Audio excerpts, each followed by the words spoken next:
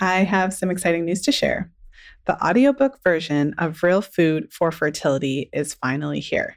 And did you know that you can listen to Real Food for Fertility for free with your 30-day trial of Audible? Head over to fertilityfriday.com/realfood for details.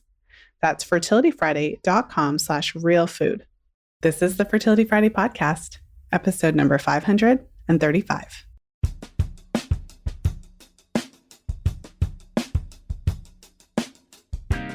In today's episode, I'm sharing my interview with Leah Brueggemann, and we delve into the role of minerals in balancing hormones. Before we jump in, let me tell you a little bit about Leah. Leah Brueggemann is a functional diagnostic nutritional practitioner and NLP practitioner specializing in hormone balance for women. She combines functional lab testing and brain rewiring with nutrition and lifestyle shifts to help women finally get to the root of their issues. Leah has helped hundreds of women personally get painless periods, stabilize their moods, get pregnant, and lose weight. She started her podcast, Balancing Hormones Naturally, 3 years ago to help give women actionable steps they can take to improve their health and hormones. And without further ado, let's go ahead and jump into today's episode.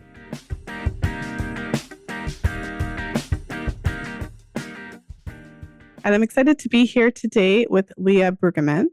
Welcome to the show. Thank you so much for having me on. Well, I'm glad that you're here. And I would love to start by allowing you to share a little bit about yourself so that you can introduce yourself to the listeners. So tell us a little bit about you, what you do, and of course, what got you into the work that you're doing now. Yeah, so I am a mom, and I am a mom literally because I was able to balance my hormones out, because my hormone journey started multiple years ago now when I graduated college. I was diagnosed with fibroadenomas, which are benign breast tumors. And when the doctor told me that, I had to Google it. I was like, what are fibroadenomas? And so that is what kickstarted me into looking into my health journey. So I actually went to college for music. I got my bachelor's in piano and voice. And all this time, like all through college, I had debilitating, painful periods, like highest dose of Midol that you could take on your period, and I would still be throwing up. I multiple times couldn't go to work, couldn't do anything on my period. I'm just like curled up on the couch. But I thought that was normal. So when I first got my period, I remember going into my mom's room and laying on her bed and being like, this is horrific. I was like, it hurts so bad. And she goes, yeah, that just prepares you for child labor. I was like, great. So this is my unforeseeable future, is these horrible period cramps. And when I was in high school, I didn't want to tell anybody that I had period cramps. So I would just be like, I'm sick. And my mom would have to come get me because I couldn't function. But I wouldn't say it's period cramps because I thought that was embarrassing, which is funny because now I talk about periods all the time. But we had to come full circle. Fibroadenomas, though, were the thing that pushed me over the edge to look more into my hormones, because period cramps I thought were normal. Fibroadenomas, the only option they gave me was to have them surgically removed. And most of the time they come back. So I was self-employed. I'm like, I'm going to have this really expensive surgery just to have them come back. So I personally decided to not do that.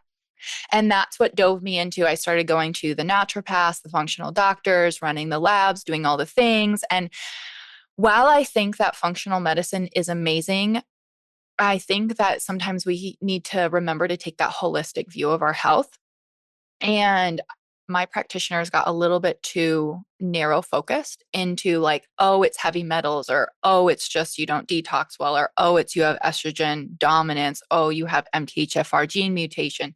These are the things that are, causing these issues. And my fibroadenomas didn't budge. My painful periods were still there. My cycles were still super irregular. And after about 3 or 4 years of this, I was actually engaged to get married, and I started tracking my cycle. Isn't it weird that it took all of these years of going to these doctors and never once did they ask me if I tracked my cycle? Never once were like, oh, when are you ovulating? How long is your luteal phase? None of these questions. It was just, dive right into some testing, and that was the issue. So I started tracking my cycle, and I was like, I'm not ovulating. I'm like, where's that temp spike? I was like, I am not ovulating. And then on the rare times that I did ovulate, my luteal phase was 8 days. And so I'm doing the math and I'm like, so I want to have kids, 8 day luteal phase. I'm like, I don't think those two are going to work out very well together. I'm like, I'm not going to have enough progesterone. This is not going to work out well. So that's when I went back to school. I went back to hit the books. I went back to studying. I went back to reading. I was like, what can I learn from women who are in this field and what they have to say? And I went back to become an FDN. And flash forward, I was able to get rid of my fibroadenomas, regulate my cycles, get completely painless periods. And I bumped up that luteal phase to 12 days. And I've had 2 healthy pregnancies. And I just started talking about periods because when I got diagnosed with fibroadenomas, I had to Google it. I had never heard of a fibroadenoma before. And everyone I knew, their periods were fine. They didn't have painful periods. And so I started talking about this. I was like, did you know I used to be throwing up for my period and now you can have a painless one? Like I'm not cursed. Like it's not just something that you're born with or without. This actually is a possible process. And that is how I started helping women. Like it literally just came out of me talking about periods and just learning to work with our hormones and not against them. I feel like sometimes we get so into trying to manipulate our individual hormones instead of really working in flow with our body. And so that is how I started doing what I'm doing. And then the next added layer I had is after I had my first son, I was doing all of the things, but I was still tired. And okay, he didn't sleep very well, so that might have been part of it. And that is when I was introduced to minerals. And minerals were such a game changer for me because I felt like, I was eating right. I was balancing my blood sugar. I was getting all the nutrients into my food. I was doing my best to get the most sleep that I could with how little of a sleeper he was. And then you're depleted from all these minerals from breastfeeding and from pregnancy. And I didn't know that. All I knew was I'm tired. And so I was introduced to the world of minerals through an amazing practitioner. And she had done a hair tissue mineral analysis on me. She's like, well, no wonder you're tired. You're depleted in all these minerals that your adrenals need to function. And I'm like, oh, that makes sense. And my body temp was really low still. And I knew that that was a sign, like a red flag for my thyroid, but my thyroid numbers were fine. Like they were within optimal range. But my minerals that actually pertain to your cells utilizing the thyroid hormone, those were off. And so that opened up this whole new world for me. I was like, what are minerals? This is like the next step to like just supercharge my health and to feel so much better. And so I had to learn about minerals. And I've been studying minerals for about 3 years now. And it has been such a game changer for my clients and for me and my family because minerals are the spark plugs to your hormones. And so if we can go farther upstream and fix the minerals, the hormones fall in place and it makes your life so much easier. So that's a very long winded reason of how I got here. Well, that's great. I mean, thank you for taking us through that. It was really, I don't know, I really enjoyed hearing your journey. There's a lot of parts of that I want to pull out. So Yeah. I feel like one of the things that you said was really interesting to me. You said that you were going to these different functional practitioners, and of course, they were supporting you in different ways. But it sounds like it didn't all kind of come together until you added the charting piece. Of course, I've been Yeah. talking about charting for a really long time. And I often say to my practitioners, and in the practitioner program and in general, that when I think about working with women and supporting them in their hormone health, I know I'm biased, but I can't imagine doing it without the cycle because the cycle, at least for me and in my practice, is central. Yeah. And it's a really great way to track how someone's doing. So you can't be under the misunderstanding that someone's totally fine if they have an 8 day luteal phase or if they're not ovulating, right? Like these things are not separate, they're all combined. Yeah. So I thought that was really interesting maybe share a little bit, kind of going back to, because you said that you spent 3 years kind of working on this, right? Mm. So now, like based on what you know now, maybe just go back into that a little bit more detail, like what was missing, like how did these practitioners miss the mark? I mean, obviously really smart. They did a lot of expensive Yeah. training. Like, how did they miss the mark? I mean, they were obviously there to help you, but Yeah. that's so interesting to me. I ask this question a lot of like where, like what is going wrong in some of that industry. And I do think that sometimes in the functional world, everything can kind of become a nail and you're the hammer if that's your specific specialty. And so whenever I would go to these different doctors and some of them it was heavy metals are the root of all issues. And so like that's what they were looking for in me. And it's like, well, you don't really have a ton of them. So what do we do? And they're like, oh, there has to be one that we're missing. And then in other ones, it's like just detox is like the root of all issues. And they're like, well, you have MTHFR, so you don't detox estrogen well. So that's the reason why you have these issues. And so I think sometimes it got too hyper focused on one specific thing. And while I think that all of the specific things that they all work on were great, it was almost like I needed to work with all of them maybe at the same time to have everybody working on their angle. And I think that has a time and a place. There are people that their issue really is heavy metals, and that's obviously why they specialize in that, but it just was not a good fit for me. Why they didn't ask about my cycle, I do not know. I wish I could go back and ask them. At the same time, though, I didn't understand cycle tracking either. So I didn't even know that they were missing out on asking me a question. Like, they would ask when my last period was. That was always, a good question. And sometimes it'd be like, well, 90 days ago. And they would just go, oh, that's weird. I'm like, yeah, I know. I feel But like the answer to just, like, sorry to interject, but like I feel yeah, like the reason that they don't people aren't trained in this. yeah. So again, I'm pretty biased in this field.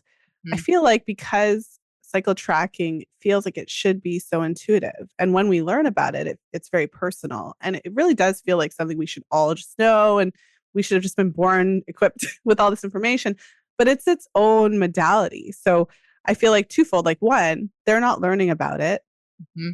and maybe the practitioners themselves don't necessarily have their cycles dialed in. Yeah, I think that because when you just track your own cycle, you have your own cycle. You kind of think that whatever you experience is normal. that's true. And so you could have a cycle that has issues, but you just have convinced yourself that that's normal. And so I feel like I feel like this is a huge blind spot for women's health practitioners, because until you dive into it and like start to see what's out there and how different things can be in different people, you don't really realize some of the blind spots that you might have in your own cycle. And I also think that a lot of women's health practitioners overestimate their knowledge of that area. And like naturally, of course, I'm going to think that. Yeah. But to answer the question of like, why didn't they ask? The easiest answer would be because they weren't trained in it. Yeah. And I think that's also where the mythical like test your hormones on cycle day 19 comes from, 19 to Oh yeah. 21. And now that my cycles are regular, I ovulate pretty much on the dot on cycle day 17. So it's like, even if I did that, I'm still going to get low progesterone because it's not even the correct testing window for me. And back when my cycles were irregular, they did run hormone panels, but because they were so irregular and we weren't tracking, I was testing in the wrong phase. And so they're like, you have chronically low progesterone. It's like, well, duh, we tested before I even ovulated. So, I mean, I did have low progesterone, but again, the solution there was just go on a progesterone cream. Let's just go on this supplementation instead of why are we not ovulating? Why is this progesterone low? Why is your luteal phase so low? And those were all my questions when I started tracking. I actually reached out to one of my friends who I knew tracked her cycle, and I was like, what are your temps? And she's like, oh, they're like 97.9 or something, before ovulation. I'm like, mine are below 97. They're like 96. She goes, oh, maybe you just have a low body temp. I'm like, really? Okay. Yeah. But I yeah, like had that's no kind of the idea. level before you jump in because you kind of assume that whatever you're seeing is normal. You're just Yeah. like, hey, I'm Leah and I just have a lower temperature than everybody else. And I'm always like, wait a minute. No, but you're human. Like if we were talking about like bears in a zoo or something, we all know that there's a normal for them. But somehow with humans, we always think like, oh no, this is just me and I'm different. Yeah. There was something else I wanted to pull out of that as well, but I think I've forgotten about it. So I'll come back to it after. I wanted to ask you about your period pain Ugh. because, right? Because obviously you struggle with that for a really long time. And even the entrance into it, I think of certain, it's not the same, but I think of similar things where I would go to my mom with something and she didn't have the information either. So she just answers based on what she knows, right? So your mom basically gave you the best answer that she knew to give you. Yeah. But what was it that finally helped? Because I thought, again, that was another interesting part of your story where you were actually going to all these different practitioners and they were trying to help you with their specific modalities. But ultimately, you didn't see much of a shift. I had a very similar experience. I also went to practitioners in my early 20s to try to get help with the period pain, but I also didn't actually see a lot of improvement based on what they told me to do. Yeah. My period cramps were they were bad. I mean, bless my mom's heart. I mean, she sort of was accurate. So with my first kid, he broke my water and then I ended up on having to go on Pitocin. And I did that without an epidural and I was dilated past 6 centimeters before my period cramps touched my labor pain. So she was right in that sense. I was like, wow, these are just like period cramps. She was right. Honestly, I think part of it was I wasn't even paying attention to the period cramp pain in terms of something I could get rid of. I just literally thought this is normal. I mean, I remember walking, like I would strap a heating pad to my waist and that's how I would function the first couple of days of my period, or I'd be laying on the couch and with a blanket or in the bathroom on the floor. And I think that each of them had what they taught me. Again, each one of the different modalities, I think I ended up on tying together. So a lot of times when they put you on all of these diets to help fix these issues, you're eliminating so many food groups that sometimes you're unconsciously balancing your blood sugar because you're eliminating gluten, you're eliminating grains, which are higher glycemic. And so you end up on naturally kind of falling into that category. But that wasn't sustainable for me. All it did was give me like eating issues because it was so restrictive and you could never have these foods. And so when I started putting these pieces together, I'm like, okay, blood sugar balance makes a lot of sense to me. I'm like, blood sugar, glucose, insulin, that seems to be affecting all the other hormones. And I was always tired in mid afternoon. I would get the wired but tired. I would wake up and be tired. If I ate a ton of like even potatoes or rice, I'm like, oh, I got hit by a bus. I need to go take a nap or something. And so instead of eliminating food groups, I learned to manually balance my blood sugar. And I used CGM. I also just paid attention to how I felt. And that helped so much with inflammation and it helped so much with my energy that was like a night and day difference to then start doing the other things. Because if you're constantly on this blood sugar roller coaster, that's affecting your insulin, obviously, which is going to be affecting your ovulation. And then when we have this roller coaster going on, you're moody, you get hangry, you don't have energy. Like, how are you even going to implement the rest of your things when you feel like you're barely making it through the day? So, blood sugar balance was one of my key cornerstones that made such a big difference for me just in lowering inflammation. And it wasn't restrictive. So it's like, I can continue this for the rest of my life because if you want to eat a food, great. Just pair it with something so that you're not going to sharply spike your blood sugar. So that made a massive difference for me. And then the other thing in terms of period pain was honestly bringing up that progesterone. So I had to go and figure out what was causing my estrogen to be so high. And yes, I'm sure that fun MTHFR gene mutation was not helping, But for me, it was taking a look at my entire life and where was the estrogen causing the issue. So for me, I was starting to look at my hair products, I was starting to look at my cleaning products. It was looking at, the things that are literally in my house, like candles out the window, artificial fragrance out the window. I have curly hair. Curly hair products, man, like they just dump artificial fragrance in there. And I was using those so often, your skincare, my makeup, my cleaning supplies. So I had always been so hyper focused on like the food I'm putting into my body. And that is important, but also that environmental aspect is equally important because your skin, you are taking in all of these chemicals. And so I'm sitting here going like, I'm not eating any foods that would affect my estrogen. I'm here getting my cruciferous veggies in. I'm getting all my soluble fiber in. I'm getting all these foods in to support my liver. What's going on? But I just like turned a blind eye. I'm like, don't take my hair products. Like, don't touch my makeup. Don't take any of that stuff. So that was another really big shift for me, was to actually do all of the environmental things. My pads, my tampons, all of those needed to be changed. And then I figured out I had very specific food sensitivities. And they have gone away since then, thanks to some gut healing. But dairy, conventional dairy, I guess I should say, because raw dairy was always fine. Conventional dairy would actually really impact my ovulation. I found out that when I would be having dairy, my body would just be like, we're not ovulating. It's not going to happen. Same thing with stress. And so it was really dialing in the things that were impacting my ovulation. So my blood sugar, the endocrine disruptors, the stress, the conventional dairy.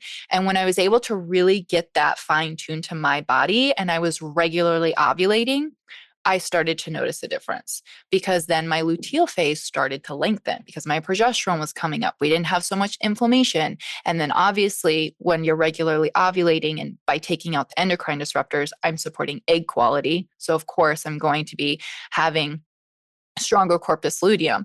And so it was bit by bit by bit. And I literally remember my first painless period because my husband was like, do you want to go to the zoo? And it was supposed like the weekend. I'm like, well, my period's supposed to show up and I don't really think I can go to the zoo on my period. That I would not be fun to be around. He goes, okay, well, it's the only time like we can do that. Like it'd be really fun. We should try it. And so I'm like, okay, I'm gonna like buckle up. We can do this. And the entire day, I like every hour, I would look at my husband and be like, I don't have period cramps. I was like, I keep waiting for them to hit. I keep waiting for the next shoe to drop.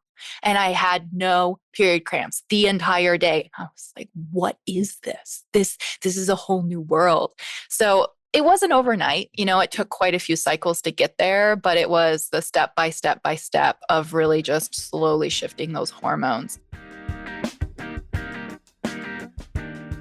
You thought it would be easy. Teach them to chart their menstrual cycles, they said. Help them learn to use the menstrual cycle as a vital sign, they said.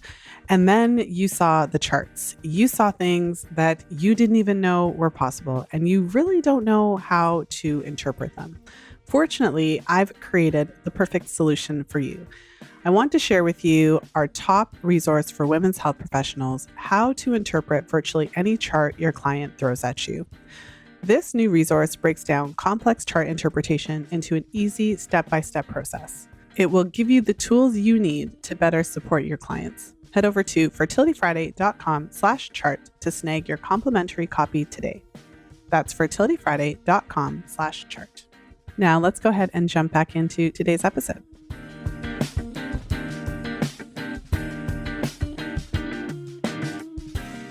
And can I ask a question? Because you had kids in the middle. Did you find that your periods were any different after you had your first child? So my painful periods did not come back. Hallelujah. So there was a small window. Well, the reason that I ask, sorry, Yeah. I'll let you out. I just wanted to say, because the reason that I ask is because it's like this double-edged sword.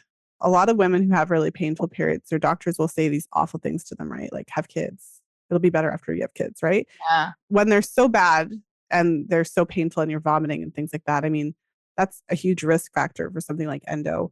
Yeah. But pregnancy in of itself is kind of like a second puberty. It really Mhm. changes your body and all of that. And so some women do find that after they have children, that first child. So, and I had like a similar experience where my periods were milder after I had my first child, but it's not something that I also learned that it doesn't necessarily, like, whatever the effect is eventually can wear off if you don't actively continue to do the things. But the Yeah. reason that I ask is because, I work with a variety of clients. Mhm. Some clients have period pain depending on how severe it is, and they really respond to reducing inflammation and adding in specific nutrients and things that are known to be anti-inflammatory. So I would say the majority of my clients respond really, really well to some of those things. But there's always a small percentage who it doesn't touch. Yeah. Like, there's a small percentage who, you throw everything at them, the dietary changes, the mineral, like all the things, and they might experience some improvement, but they still have pain, and it's often still significant. And of course, that's a huge risk factor for endo when you literally try everything and it's not. So I just wanted to ask that because I'm not sure if that was something that you noticed, or that it, like, after you had your first child, that there was a bit of a shift in the pain, or if you had attributed any of that to your pregnancy. So I hit painless periods before my first kid. So we did reach that train. I didn't have a ton of periods, though, like a ton of cycles before I had my first kid that were painless, because it was literally like painless cycles. Progesterone was up, progesterone was up. I got pregnant like 4 cycles later. So that was relatively fast. So I would totally be lying if, like, my first period back, I was kind of like, are we still going to be good? Or am I going to die again? There was a few cycles postpartum. When did I get my cycles back? It was like 8 months postpartum, and they were really heavy. And so that was kind of a little worrisome, but that was easily fixed with minerals. So that just ended up on being a copper imbalance. And so when all of that got figured out, they went right back to normal. I mean, so that was really nice, but no period cramps after having kids. Every once in a while, when I'll start my period, you get that like warming sensation in your abdomen. And I kind of go, that's what I always got before I got the period cramps. So I'm always like, I remember that feeling. But thankfully, it's just the warming sensation now. Well, I mean, it's amazing that you were able to do this. And like I said, in your case, it was something else that you said, which I think is just really important to point out, because I have so many clients in the same boat. I have found that I have to specifically ask about period pain because for many of us, and myself included, period pain came with the deal, primary dysmenorrhea in my case. So it was the first period, it was painful from then. It was always just a thing that would happen every time. And so it doesn't really come to mind for a lot of women that it could be different, and you could. So even when I have clients whose period pain is severe, like, they're not necessarily disclosing that unless I'm asking, which I always ask, but they wouldn't necessarily tell me if I didn't ask. And it's often not one of their top priorities because I think in their mind they've already figured out how to manage it. They're like, they've just accepted it. They might not even believe that it's possible to have the painless period. So I found it really interesting that you said that as well, because it's kind of like, and then if you have a period without pain, you're kind of like, what's going on? Is It's this the flu. real? Is someone playing a joke on me? Yeah. It's traumatic. So it takes a long time to kind of not to trust it. I think it's even worse when like, I've had some clients who try all these things at once and they don't know which thing Worked. helped. Yeah, Yeah. so that's even worse because then you're kind of like, I want this to be all the time, but I don't know which thing Yeah. caused it. But I guess the takeaway for the listeners is that it is possible. I always say it is possible to significantly reduce or Yeah. eliminate your pain depending on the situation. And I often hear women say things as well, like, I've tried everything, which, I mean, I would have said that too when I still Yeah. experienced pain because I tried a lot of things. But all I would want you to know is that if it's something that you're wanting to do and you find an experienced practitioner who can support you with that, it's possible. Yeah. The caveat, though, is that, like your experience, you did go to certain practitioners who weren't able to help. So it depends on the practitioner. Yeah. I always tell, because I do hear that a lot. And I think it's really important to just do your due diligence, like ask for referrals, talk to some of their clients, like learn what their specialty is. What do they specifically help women with? I wish I would have asked that. Those would have been Yeah. good And then the questions. results, like have you had clients with extreme pain that have seen Yeah. improvements? And Because I work with a lot of endo clients and a lot of endo clients who like went to the ER because like that's how severe their period pain was. They're like, am I dying? Like, is my ovary like bursting? And all of these things. And it's never one thing. We do reduce inflammation, we do all of that, but then there's other modalities that I always have to bring in with endo. And one of those is typically like pelvic floor therapy, like specific therapists that work on like uterine placement and blood flow to the uterus and the ovaries and things like that, because it's never one thing. And I think that's hard, when it comes to these situations, is it's like, if I could just pick one, like, is it just my lifestyle? Is it just my nutrition? Do I just have to take the right supplements? we Do I just just want it have to to be do easy. this? I mean, it would be nice, but it's a combination of it all. And it's one of those things where if you just did one of those things, you might notice a little bit of improvement but to really like get over that hump and like get that quality of pain down, especially with endo, there's a few modalities that you need to bring in. And also too, like I know you said you were the same way where it's like, I feel like I've tried everything. It's hard when you're throwing spaghetti at the wall and you're just trying a bunch of things, because sometimes you don't know like specifically what signs you should be looking for in that journey to let you know that you're on the right path. And it does need to be really tailored for you. And when I was starting that path, it was like, oh, so and so tried this, I'm going to try this, even though we're completely different humans and we do need, different supplemental needs. So that's also the other tricky thing when it comes to period pain and any type of hormonal issue, is that even if you feel like you have tried everything, you may just need to dial in with something that's very specific to you. And that is typically the biggest game changer. Yes. And I mean, like I said, with some women who have undiagnosed severe endo, sometimes it also requires additional Yeah, it, support, it does. right? And sometimes it requires medical intervention. I'm not the one to jump on medical intervention first, but I've seen a lot of different scenarios, and reality is that just for some people it's really just severe Yeah. depending on the location and all of the things.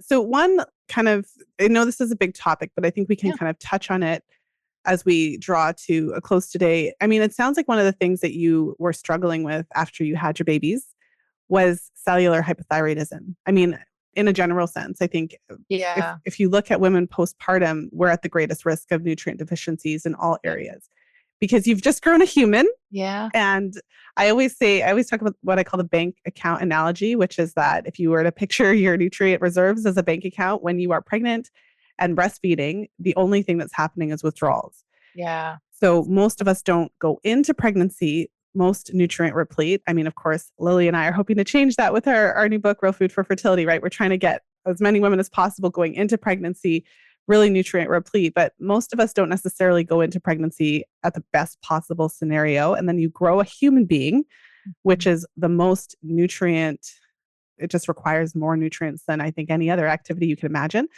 And also, women postpartum, in addition to all those nutrient deficiencies, are at a greater risk of issues with their thyroid. And I think yeah, a large part of that is because of those nutritional requirements. I mean, your Mhm. nutritional requirements for vitamin A and iodine, vitamin D, zinc, selenium, all of these specific nutrients that support thyroid function increase just so significantly. And then there you are trying to raise a little baby, and most of us are unaware. So maybe share with us a little bit about how that experience informed you, like what some of those key minerals were that you found that you were deficient in, and how you overcame that. Yeah. So, mineral testing, there's multiple ways that you can do mineral testing. One of the ways that I really like to do it is through the hair. So, hair tissue mineral analysis, because a lot of minerals don't actually store in the blood, like magnesium, only 1% stored in the blood. And so, I have a lot of women who present with a lot of symptoms of magnesium deficiency, but they're like, actually, I had that tested by my doctor and he says I'm fine. Like, well, only 1% stored there. So, not going to be an accurate measurement for your magnesium levels. So, that is why I do like hair tissue mineral analysis. The other reason is that blood is always trying to stay at homeostasis. So it pulls and pushes minerals in and out of the tissue to try and do that. So we can actually see things ahead of time in the hair before they even make it to the blood. So you can be looking at your hair mineral levels more of as a preventative standpoint. So when I first had run my hair tissue mineral analysis, one of the minerals that I was like utterly depleted in was potassium. And one of potassium's job is to sensitize your cell to the thyroid hormone. Now, I don't recommend you out and supplement with potassium. That's like always test, always test. But something that was really important and big for me was making sure I was getting in enough potassium rich foods a day. I mean, like 4,500 milligrams of potassium rich foods a day, because potassium is also your stress mineral.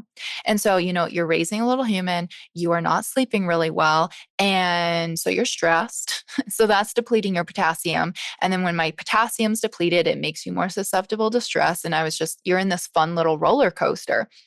So potassium was one of my key culprits. And potassium is also one of the minerals that your adrenals need. So I was just kind of getting fired, not in a great way on both ends. And potassium is also one of the cofactors for magnesium absorption. Now, magnesium is your relaxation mineral, and it is used in over 500 different enzyme reactions in your body. So it plays a really big role, including supporting blood sugar management, lowering inflammation, stress. And a lot of women will have symptoms of low magnesium and not realize that maybe they're just not taking enough magnesium, or maybe they don't have the cofactors like boron or potassium on board there. So a lot of symptoms of low magnesium are the PMS, symptoms of hypothyroidism, noise sensitivity, constipation, restless leg.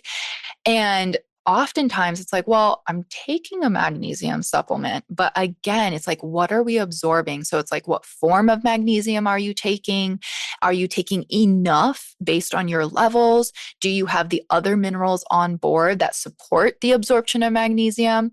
So it's really like a whole big kettle of fish, and you need to make sure all your fish are in a row, because it's not just individual mineral levels. Like if your magnesium level is fine, but you're still having those symptoms, it's like you have to look at the patterns then. Okay, what are other minerals doing that maybe impact magnesium absorption?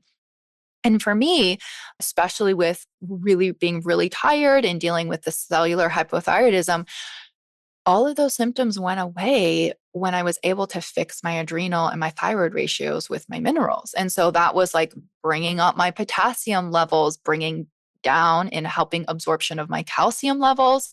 It was really getting that sodium and potassium balanced. And it's like, okay, now I have energy again. Now my temps are coming up. Oh, there's my regular ovulation again. So this is kind of like such a big piece, I feel like, when it comes to hormone balance, because one of the biggest changes I notice right away with women when we are supporting minerals is more energy. And if we can get more energy, we can do the rest of the things. And it's hard sometimes when you are postpartum or you're pregnant or you're going through the things, because it's like, I don't even have energy to make my food.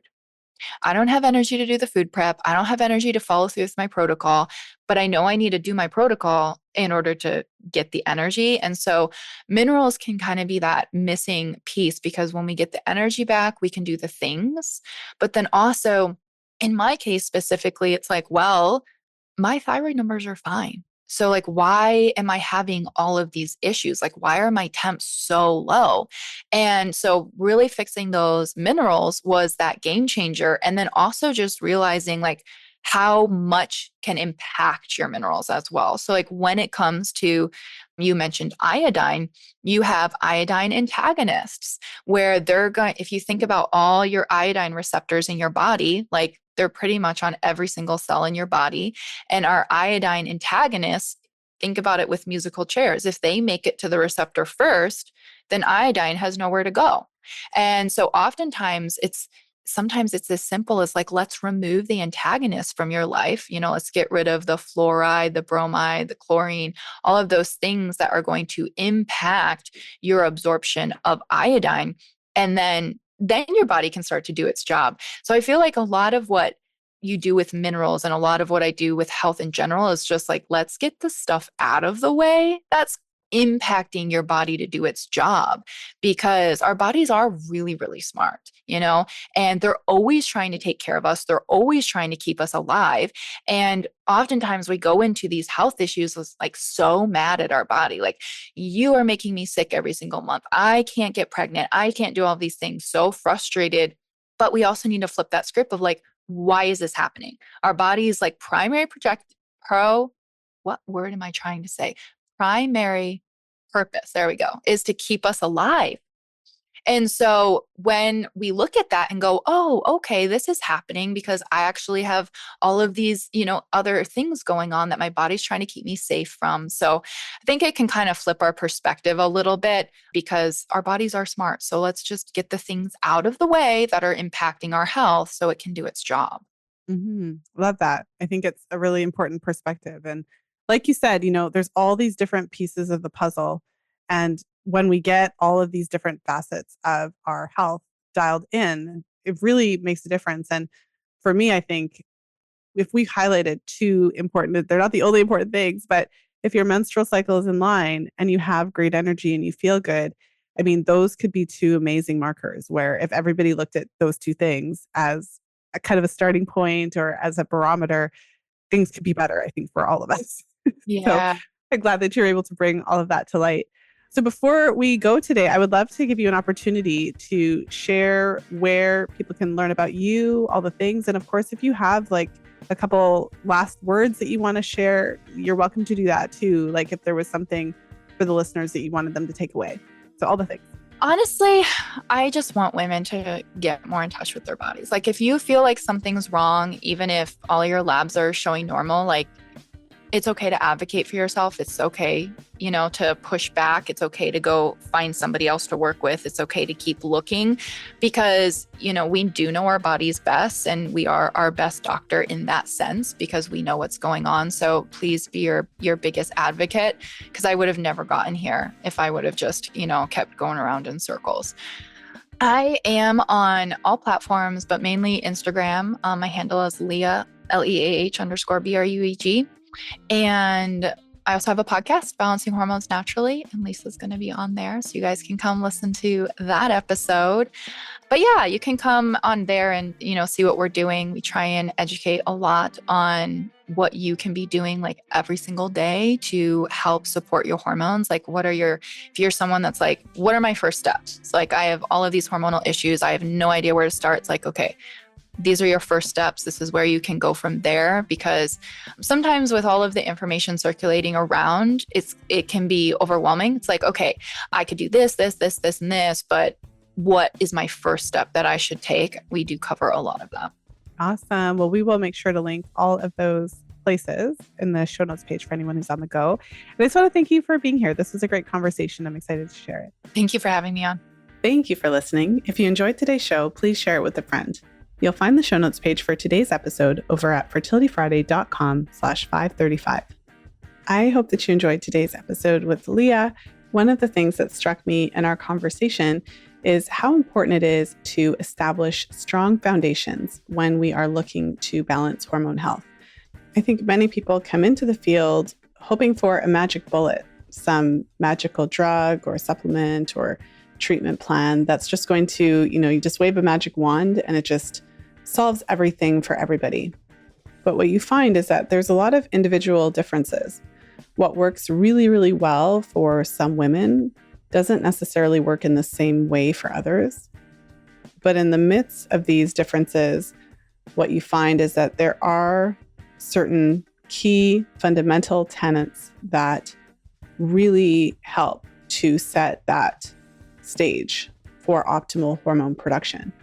And when we're able to support our clients in those ways, to really, it's similar to, you can, pick an analogy, whichever one that works best for you. The one that's coming to mind for me is is building a house. If the foundations aren't strong, then it's just not going to work. And these tenets really set the stage then for supporting your clients to achieve optimal health. And also, they allow us to differentiate between situational issues that are related to lifestyle or other similar factors versus true, consistent, systematic health issues that are really underlying and causing the issue. So it really helps us to differentiate between the two. And on that note, I hope that you have a wonderful weekend, whenever you're tuning into the show. And of course, as always, until next time, be well and happy charting. And that's a wrap. If you're loving the Fertility Friday podcast, then I know you'll love FAM, our Fertility Awareness Mastery Mentorship Certification Program. It's a 9-month program designed to teach you how to use the menstrual cycle as a diagnostic tool in your women's health practice. The menstrual cycle is the missing piece you've been looking for to better support your clients to balance hormones, normalize their cycles, and optimize their fertility. When you join FAM, I pull back the curtain and share advanced chart interpretation strategies and specialized client protocols that will completely transform your practice. Enrollment for FAM is opening up again in a few months. Head over to fertilityfriday.com/FAMlive to join the waiting list and be the first to know when early bird registration opens. That's fertilityfriday.com/FAMMLIVE.